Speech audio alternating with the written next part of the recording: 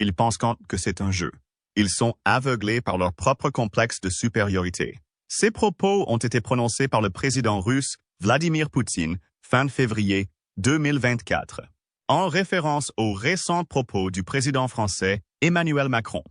Macron a affirmé qu'il ne pouvait pas exclure la possibilité que les troupes françaises entrent en Ukraine à un moment donné pendant la guerre, suscitant une controverse à travers l'Europe. De nombreux membres de l'OTAN ont initialement condamné les déclarations de Macron, affirmant qu'il n'y avait aucune possibilité que les forces de l'OTAN entrent en Ukraine. Quant à Poutine, face à une menace, il a fait ce qu'il sait faire de mieux, c'est-à-dire créer lui-même des menaces. Poutine a déclaré que toutes les nations occidentales, ce qui constitue essentiellement le code de Poutine pour l'OTAN, doivent comprendre que la Russie dispose d'armes capables d'atteindre des cibles sur leur territoire. Puis il a créé une grande menace. Tout cela menace réellement un conflit avec l'utilisation d'armes nucléaires et la destruction de la civilisation. Ce n'était pas la première menace nucléaire de Poutine depuis le début de la guerre, mais c'était peut-être la plus directement dirigée contre l'OTAN.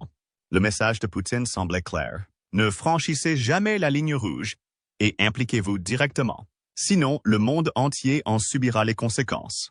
La menace s'est retournée contre lui. Au lieu de dissuader l'OTAN, les menaces d'anéantissement nucléaire de Poutine ont simplement fait prendre conscience à l'organisation qu'elle devait s'organiser davantage. La menace russe doit être contrée de manière à ce que la Russie soit complètement vaincue. C'est pourquoi l'OTAN se prépare actuellement à déployer à tout moment jusqu'à 800 soldats en Ukraine. Ces préparatifs font l'objet de la vidéo d'aujourd'hui. Nous avons l'intention d'examiner attentivement ce que fait l'OTAN pour préparer l'envoi de 800 soldats en Ukraine et pourquoi elle le fait. Nous répondrons également à une question importante. Que se passera-t-il si l'OTAN entre en guerre contre la Russie? Commençons par ce que fait l'OTAN en préparation. Tout a commencé en janvier 2024 avec l'organisation de la plus grande série d'exercices de l'OTAN depuis la guerre froide. Ces exercices ont été collectivement appelés Operation Steadfast Defender 2024 et se sont déroulés entre le 22 janvier et le 31 mai. Reuters a rapporté les détails, notant que l'opération impliquera environ 90 soldats de tous les alliés de l'OTAN et 50 navires allant des destroyers aux énormes porte-avions. L'OTAN s'entraînerait également à déployer sa force aérienne, notamment 80 avions de combat, drones et hélicoptères. Ajoutez à cela pas moins de 100 véhicules de combat, dont 533 véhicules de combat d'infanterie et plus de 130 chars. Et vous obtenez une opération comme celle que l'OTAN mène depuis des décennies. Quel était le but de l'opération Steadfast Defender? S'entraîner afin que les troupes américaines puissent augmenter les forces de leurs alliés européens en se déployant le plus rapidement possible sur le flanc et de l'OTAN si jamais une guerre éclatait avec un adversaire presque égal. Bien entendu, le terme « proche pair » ne peut signifier qu'une seule chose dans le contexte de ces exercices et de leur lieu. La Russie. Chris Cavoli, l'un des principaux commandants de l'OTAN, a décrit l'opération plus en détail. Il a déclaré aux journalistes que l'opération Steadfast Defender se concentrerait principalement sur la mise en œuvre des plans de défense régionaux préparés par l'OTAN pour faire face à la menace sur son flanc oriental. Il a déclaré que l'exercice se déroulerait dans le cadre d'un scénario simulé d'un conflit émergent avec un adversaire presque égal, ajoutant que l'opération démontrerait la capacité de l'OTAN à déployer rapidement des forces d'Amérique du Nord et d'autres parties de l'Alliance pour renforcer les défenses de l'Europe. L'exercice a éclipsé Trident Juncture qui a eu lieu en 2018 avec 0 participants et le seul exercice majeur de l'OTAN dont je me souviens était Reeferger. Elle a eu lieu en 1988, à la fin de la guerre froide, et 125 personnes y ont participé. Cavoli a également noté que la deuxième partie de l'opération Steadfast Defender impliquera les déploiements des forces de réponse rapide de l'OTAN en Pologne. Cette situation est importante. La Pologne offre des routes vers les pays des Balkans proches du nord de l'Ukraine, ainsi que vers la mer Baltique. Il offre également une connexion terrestre directe avec l'Ukraine depuis ses frontières sud-est. Parmi les autres pays impliqués figure l'Allemagne, qui sert de plaque tournante pour l'arrivée des troupes, et des pays comme la Norvège et la Roumanie, qui sont en marge de l'alliance de l'OTAN. Considérez l'opération Steadfast Defender comme un prélude à ce qui va arriver. C'est l'OTAN qui a directement tenu tête à la Russie et s'est déclarée prête à déployer rapidement un nombre massif de troupes pour faire face à toute menace qu'elle pourrait représenter pour l'Europe. C'était aussi une réponse aux menaces proférées par Poutine depuis le début de la guerre en Ukraine. Il est vrai que le lancement de l'opération était prévu avant que Poutine ne lance ses menaces en février en réponse aux déclarations de Macron. Il est cependant significatif que ces menaces n'aient de fait réfléchir l'OTAN qu'à la fin de l'opération. Quoi qu'il en soit, cela a duré jusqu'à la mi-mai. Cependant, il ne s'agissait que d'environ 90 soldats. C'est un chiffre auquel la Russie pourrait potentiellement faire face, d'autant plus qu'elle se prépare probablement à imposer une deuxième vague de mobilisation qui pourrait augmenter ses forces en Ukraine de 300 d'ici la fin de 2024. Mais, comme nous l'avons dit, l'opération Steadfast Defender n'était qu'un prélude. Les plans réels de l'OTAN sont bien plus vastes et incluent des préparatifs visant à déployer jusqu'à 800 soldats pour contrer la menace russe. En juillet 2024, Newsweek rapportait que le journal allemand Der Spiegel affirmait avoir obtenu des documents militaires top secrets de l'OTAN. Dans les pages de ces documents se trouvent des projets visant à créer ce que Newsweek appelle une autoroute pan-européenne États-Unis qui permettrait à l'OTAN de déployer des centaines de milliers de soldats contre la Russie si jamais cela était nécessaire. L'Allemagne sera le cœur de cette artère de communication. Le rapport affirmait que les autoroutes, les chemins de fer et les ports allemands seraient les pointes de départ des troupes sur le front de l'Est. Ils permettront non seulement un passage direct vers l'Ukraine, mais permettront également à l'OTAN de transporter des troupes vers la Pologne et des bases dans des pays comme la Roumanie. Si vous vous souvenez de l'opération Steadfast Defender, ce sont ces pays qui ont été directement impliqués dans les exercices Ostocides, mouvement de troupes de l'OTAN, au cours du premier semestre 2024. Le rapport de Newsweek souligne ensuite que l'autoroute ne sera pas seulement un moyen de transport qui sera utilisé par jusqu'à 800 soldats de l'OTAN. Il permettra également le transport de systèmes d'armes et d'environ 200 véhicules blindés et chars. Ce qui inquiète le plus Poutine, c'est que ces projets lui permettraient de transférer toutes ses troupes et leur équipement sur le front de l'Est d'ici 3 à 6 mois. La mise en œuvre de ces plans sera facilitée par deux aspects. De l'infrastructure logistique allemande, les ports de la mer du Nord et l'autoroute A2.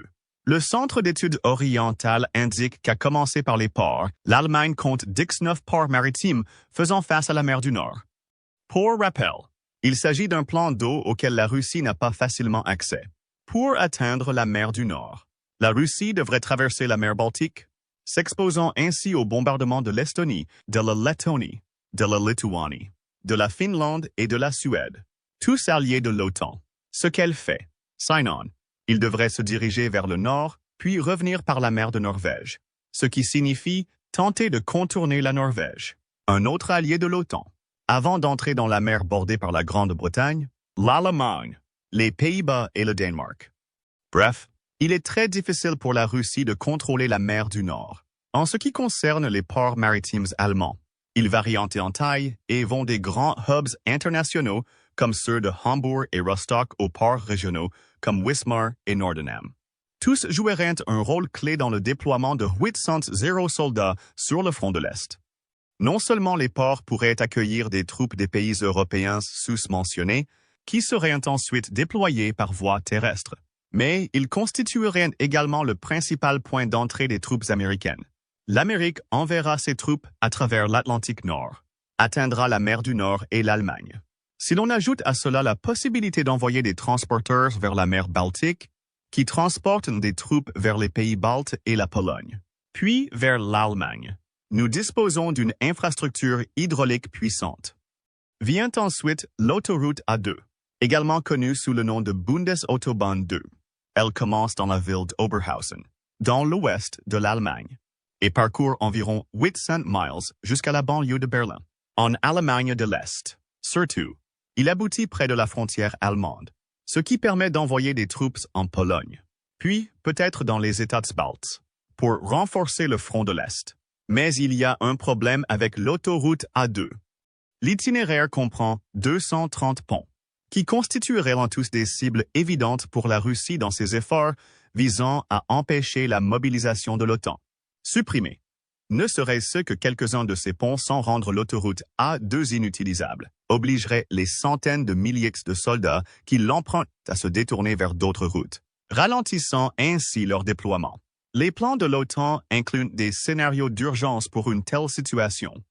Des bases devraient être construites tout au long de l'autoroute pour abriter, approvisionner et nourrir les milliers de soldats qui l'emprunteront au cours de leur voyage. Ces petites bases seront si fréquentes que tout transport empruntant l'autoroute A2 pourra s'arrêter tous les 300 à 500 mètres pour se réapprovisionner et se reposer. Pour le contexte, là, 2 mesures. 300 milles de long, et chaque mille équivaut à 280 pieds. Cela signifierait environ 5 points de ravitaillement par kilomètre, pour un total de 500 points de ravitaillement construits sur la Chokslai, principale route terrestre que l'OTAN utilisera pour transporter ses 800 soldats. Bien entendu, cela ne résout pas nécessairement le problème de la localisation du pont. C'est ce qu'a souligné un porte-parole du commandement de la défense intérieure de la Bundeswehr, à propos des plans qui ont été divulgués quelques jours après leur publication. Le projet prévoit non seulement une autoroute comme axe de circulation à travers l'Allemagne, a indiqué le porte-parole, mais également de nombreuses autoroutes et routes fédérales. Bref, l'A2 n'est qu'un exemple des autoroutes que l'Allemagne entend renforcer par une multitude de points de ravitaillement pour permettre le transport des troupes de l'OTAN. Il existe d'autres circonstances imprévues. Un mois avant la fuite des documents de l'OTAN, le journal britannique The Express révélait que l'OTAN était en train de créer 5 autoroutes traversant l'Europe. L'Allemagne redeviendra une plaque tournante du trafic. 5 ports de la mer du Nord recevront des centaines de milliers de soldats américains et d'autres régions d'Europe. Cependant, d'autres itinéraires seront disponibles. On pouvait voir des soldats américains débarquer aux Pays-Bas, d'où ils seraient transférés par train vers l'Allemagne, puis par le même moyen de transport vers la Pologne. Des ports de réserve seront également créés en Italie, en Grèce et en Turquie, et des discussions sont en cours sur l'emplacement d'un 5e port en Norvège. 5 options supplémentaires en dehors de l'Allemagne pour les débarquements de troupes. Les personnes débarquant en Italie peuvent également utiliser les trains pour rejoindre l'Allemagne avant de poursuivre leur voyage. La Grèce et la Turquie donneraient aux troupes de l'OTAN la possibilité d'approcher la Russie à travers la mer Méditerranée, tout en offrant également la possibilité de transporter des troupes par voie terrestre vers la Bulgarie et la Roumanie. Quant au port norvégien, il offrirait une route facile vers les pays baltes via la Suède et la Finlande, ainsi qu'un passage potentiel vers la mer Baltique. Plus important encore, aucun de ces corridors ne serait limité par les lois et réglementations locales. Tout cela permettrait le libre transport des troupes, des marchandises et des équipements de l'OTAN sans s'arrêter aux frontières. Newsweek a fourni plus de détails sur ces corridors terrestres dans un rapport de juin 2024. Il a noté que les plans pour ces corridors terrestres étaient en préparation depuis des décennies. L'Italie, par exemple, rejoindra la Slovénie, la Croatie et la Hongrie, et prévoit également d'ouvrir la ville portuaire néerlandaise de Rotterdam à l'alliance de l'OTAN. L'accent mis par l'Allemagne sur les autoroutes et le fait que l'Allemagne est en train de devenir une plaque tournante du transport des troupes arrivant par la mer du Nord, créant un réseau logistique complexe. Avec l'ajout de la Norvège, les 6 pays serviront de pointe de chute pour les troupes des États-Unis et du reste de l'Europe. Chacun d'eux offrira des passages différents vers le front de l'Est, créant ainsi d'autres cas. Si, par exemple, la Russie détruit les ponts de l'autoroute A2, elle sera toujours confrontée à la menace d'un afflux de troupes via l'Italie, les Pays-Bas, la Grèce, la Turquie et plusieurs autres pays. L'idée est simple. Créer suffisamment de points d'entrée pour que la Russie ne puisse pas empêcher un déploiement militaire massif. Mais cela nous amène à une autre question. Pourquoi l'OTAN travaille-t-elle si dur pour établir et renforcer ce réseau logistique? Après tout, ce n'est pas comme si les États-Unis n'avaient pas déjà une forte présence en Europe. L'armée américaine compte déjà 100 personnes stationnées à travers l'Europe pour aider à défendre les pays continentaux, apporter une réponse rapide aux crises et dispenser des formations. La marine américaine dispose également de sa 6e flotte basée en Italie ainsi que d'une 2e flotte remaniée opérant dans l'Atlantique Nord. Ajoutez à cela l'expansion de la présence américaine en Europe entre février 2022, mois de l'invasion russe de l'Ukraine, et aujourd'hui avec l'ajout de 20 soldats supplémentaires, et vous obtenez une présence significative. Le problème est double. Cette présence n'est peut-être pas suffisante, et les pays européens doivent encore prévoir les moyens de mobiliser correctement ces troupes, en plus des leurs. Ainsi, la première raison pour laquelle l'OTAN prépare tous ses couloirs terrestres et possibilité de transport de troupes en Europe et autour de l'Europe sont des raisons logistiques. Avoir des troupes sur le continent européen n'est pas la même chose que d'en avoir sur le front de l'Est, où chaque jour perdu en raison de mauvais systèmes logistiques est une journée qui donne à la Russie une autre opportunité d'avancer ou de frapper les systèmes existants. Et cela nous amène à la deuxième raison de la création de cet immense réseau.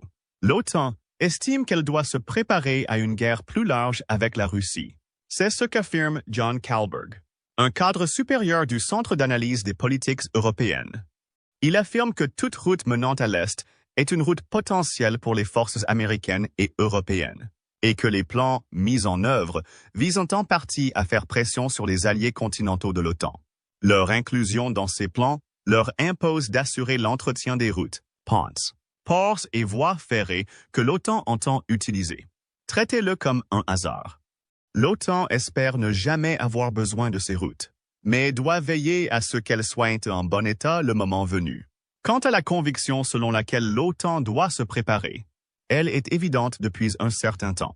Jusqu'à récemment, la plupart des membres de l'OTAN n'ont pas réussi à atteindre l'objectif de dépenses recommandé par l'organisation, soit 2% du produit intérieur brut. C'est ce que souligne Force News, qui montre à quel point les membres de l'OTAN sont devenus complaisants. En 2014, l'année même où la Russie a annexé la Crimée, seuls 3 membres de l'OTAN ont atteint ou dépassé l'objectif de 2%. Ce nombre s'est passé à 5 en 2015 et 2016, mais est tombé à 4 en 2017. Au cours de la période 2017-23, la seule fois où le nombre de pays atteignant l'objectif a atteint 2 chiffres, c'était en 2023, lorsque 10 pays ont réussi à dépenser 2% ou plus. Il convient de noter que l'OTAN compte actuellement 32 membres, ce qui signifie que pendant plusieurs années, seulement 10% environ de ses membres ont mis en œuvre les recommandations en matière de dépenses. Quant aux chiffres pour 2024, ils représentent un renversement majeur.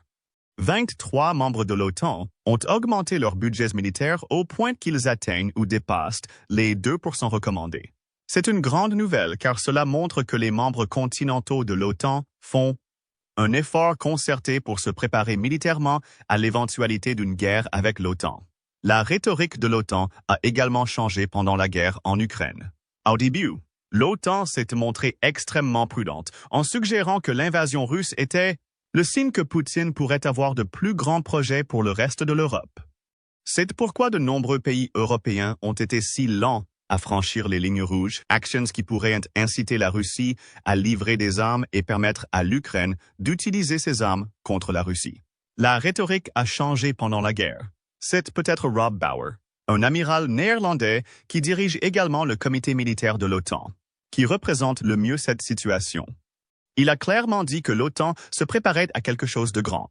S'exprimant à Bruxelles en janvier 2024, Bauer a déclaré « Nous devons comprendre qu'il n'est pas évident que nous vivons en paix, et c'est pourquoi, en parlant de l'OTAN, nous nous préparons à un conflit avec la Russie.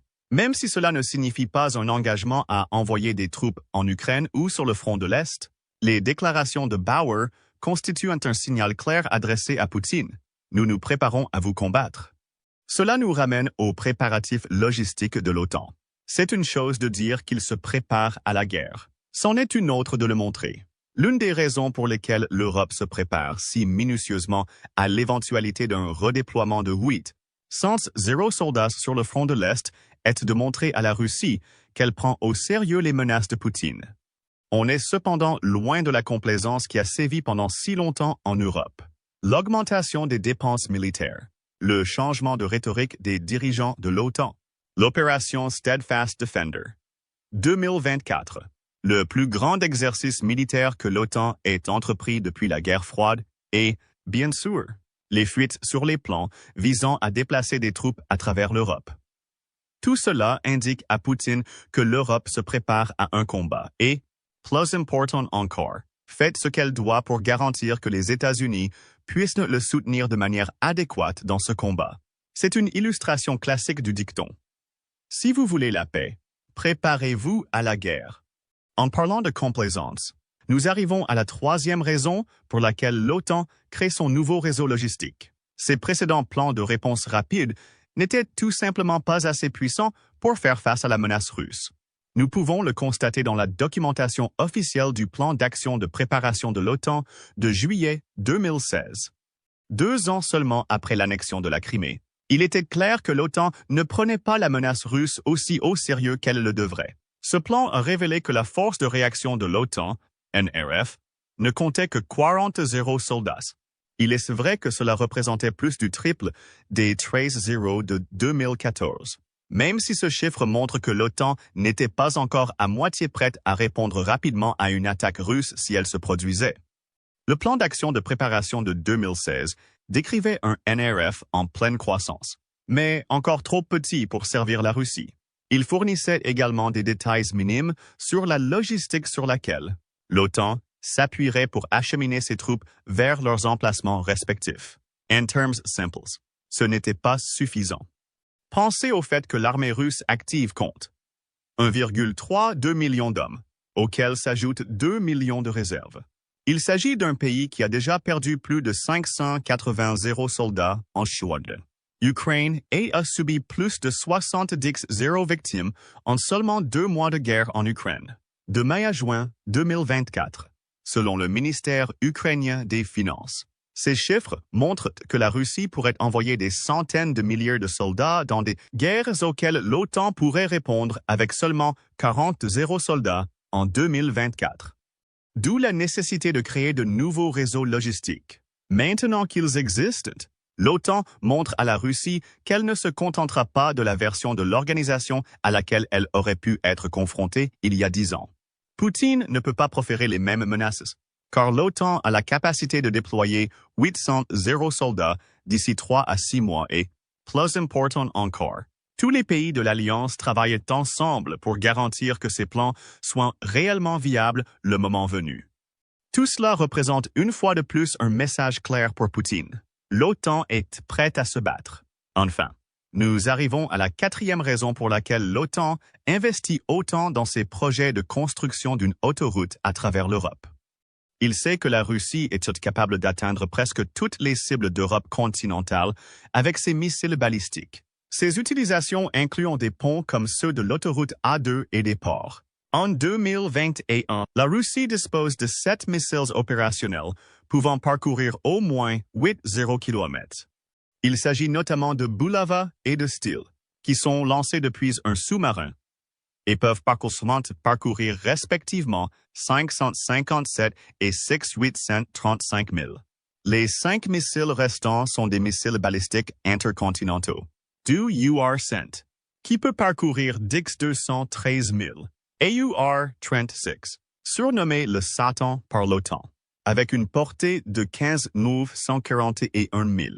Cela ne veut rien dire des nombreux missiles dont dispose la Russie, avec des portées de plusieurs milliers de kilomètres, qui ne figurent pas parmi les 7 premiers. La distance entre Moscou et Paris n'est que de 400 km. La distance jusqu'à Berlin était encore plus courte et 999 miles. En d'autres termes, Poutine avait tout à fait raison. La Russie possède des missiles capables d'atteindre des cibles dans toutes les grandes villes européennes, du moins en termes de portée des missiles. D'où la nécessité d'une autoroute. Si l'OTAN veut déployer avec succès 800 soldats, elle doit disposer de plans d'urgence au cas où la Russie déciderait d'utiliser ces missiles. Grâce à l'autoroute, l'OTAN bénéficie désormais d'un soutien après l'autre. Tout cela nous amène à la dernière question que nous poserons dans cette vidéo. Que se passera-t-il si l'OTAN entre en guerre contre la Russie? Grâce à l'autoroute, l'OTAN sera en mesure de transporter immédiatement des centaines de milliers de soldats vers n'importe quel emplacement stratégique clé qui doit être renforcé à travers l'Europe. Ces routes vers la Pologne l'ouvrant aux États des Balkans, la Lituanie, la Lettonie et l'Estonie étant susceptibles d'être les lignes de front d'une guerre terrestre. L'ouverture d'un port en Norvège entraîne ce pays, aux côtés de la Suède et de la Finlande, dans la guerre, donnant ainsi à l'OTAN de bonnes chances de contrôler la mer Baltique. Et en ouvrant les ports méditerranéens, l'OTAN couvrira tous les fonds potentiels. Même la Turquie pourrait jouer un rôle clé à cet égard. L'ouverture du détroit de Turquie aux navires de l'OTAN permettrait à l'OTAN de prendre rapidement le contrôle de la mer Noire, créant ainsi une incursion en Crimée ainsi qu'un autre point d'entrée en Ukraine. En parlant de l'Ukraine, il convient de noter qu'elle est l'un des rares pays d'Europe continentale à ne pas être membre de l'OTAN. Ainsi, non seulement la Russie devra faire face à 800 soldats de l'OTAN, mais ses troupes seront rejointes par les 900 militaires actifs proposés par l'Ukraine. Cela crée une force combattante de 1,7 million d'hommes, quelques mois après le début de la guerre Russie-OTAN, soit environ 400 hommes de plus que la Russie ne compte dans son armée active. Il est vrai que la Russie pourra recourir à la conscription et à ses efforts de mobilisation pour combler ce nombre. Mais elle devra tout de même faire face à une OTAN et à une Ukraine réunie, qui comptent 1,7 million de soldats bien entraînés, face à une armée composée d'un nombre croissant d'anciens réservistes et conscrits, mal entraînés et se précipitant au front. Dans une guerre conventionnelle, l'OTAN devrait affronter la Russie, du moins en Ukraine. Elle pourrait facilement supprimer les fortifications russes avec les forces ukrainiennes et créer une nouvelle ligne de front à partir de laquelle elle pourrait attaquer la Russie sur son propre territoire si nécessaire. Ajoutez à cela que 800 soldats de l'OTAN ne seraient qu'un point de départ. En mars 2024, les membres de l'OTAN disposaient au total de 3,2 millions de militaires en service actif, fournissant une source de main-d'œuvre suffisante pour combattre la Russie, qui est déjà aux prises avec des problèmes de formation et de recrutement. La guerre conventionnelle, soutenue par une autoroute, devrait être l'avantage de l'OTAN. Cependant, il y a quelques points à considérer. Premièrement, la Russie n'est pas sans alliés. En juin 2024, elle a signé un accord de coopération en matière de défense avec la Corée du Nord qui stipule que l'un viendra en aide à l'autre si l'un ou l'autre fait face à une attaque sur son propre territoire. La Corée du Nord dispose d'une armée de 1,32 million de soldats actifs, même si ses troupes ne sont probablement pas aussi bien entraînées que leurs homologues de l'OTAN. La Russie serait également confrontée à des problèmes logistiques en envoyant les Nord-Coréens sur le champ de bataille, problème auquel l'OTAN est déjà confrontée avec ses projets d'autoroute. L'Iran et la Chine pourraient également jouer un rôle important. Cependant, l'Iran s'est confronté à ses propres problèmes alors que la menace de guerre avec Israël grandit. Quant à la Chine, il existe autant de risques que Pékin décide d'attendre la fin de la guerre et de se concentrer sur ses intérêts dans la région Indo-Pacifique que de rejoindre la Russie dans une guerre en Europe. Après tout, une guerre entre l'OTAN et la Russie affaiblirait les deux camps, ce qui n'est qu'une bonne chose pour la Chine. Le fait est que les alliés de la Russie ne sont pas aussi organisés que les 32 pays qui composent l'OTAN.